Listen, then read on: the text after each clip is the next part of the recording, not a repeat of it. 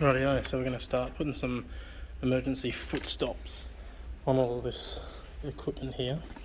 So it's basically, if it's needed, you just put your foot on it, a little bit like that. So,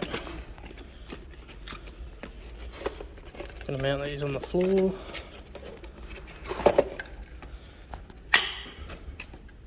Wherever they want them. Got some armoured sheathing. It's got an Anaconda. It's just a metal flexible conduit. Got some adaptable boxes that we're going to be fitting up some contactors in, which will basically be switching the load. So you hit the stop button, contactor switches the load off. We're going to be mounted on the wall and then just plugged into a socket. That's what these are for. So that'll come out of the adaptable box and then into socket, which will, I think, put singles in, but yeah, so quite a few to do.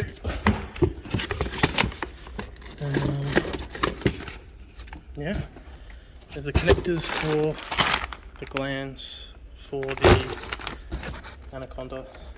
So underneath that black sheath is a steel flexible conduit. So it's going to be running across the floor. It's going to be mechanically protected. And we're going to start drilling some holes in walls soon. So we'll show you when that happens.